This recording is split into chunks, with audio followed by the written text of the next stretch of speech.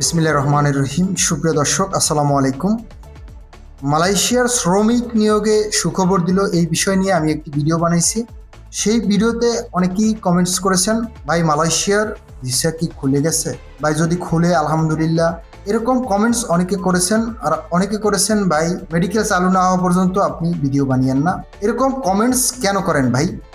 মালয়েশিয়ার calling visa খুলছে এই বিষয়ে আমি ওই ভিডিওতে কোনো আলোচনা করি নাই। ওই ভিডিওতে শুধুমাত্র মালয়েশিয়ার শ্রমিক নিয়োগে মালয়েশিয়া সরকার স্বচ্ছ প্রক্রিয়া চালু করেছে সেই বিষয়ে আলোচনা করা হয়েছে।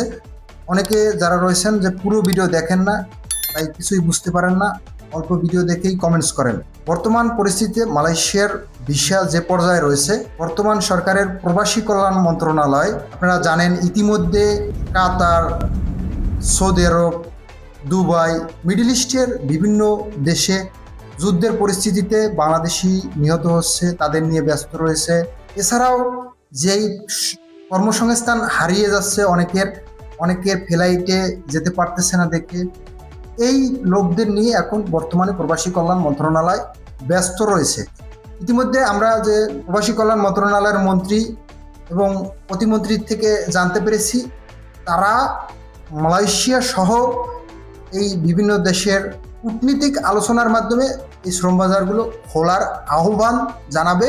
এখন পর্যন্ত কোনোভাবেই মালয়েশিয়ার কলিং ভিসা খুলে নাই, কারো কাছে টাকা পয়সা জমা দিয়ে প্রতারিত হবেন না। এই ছিল মালয়েশিয়ার সর্বশেষ আপডেট। প্রতিনিয়ত মালয়েশিয়ার আপডেটগুলো পেতে আমাদেরকে সাবস্ক্রাইব করে রাখুন, একটা লাইক করুন, কমেন্টসে জানান আপনার মতামত। সবাই ভালো থাকবেন, সুস্থ থাকবেন। আল্লাহ হাফেজ।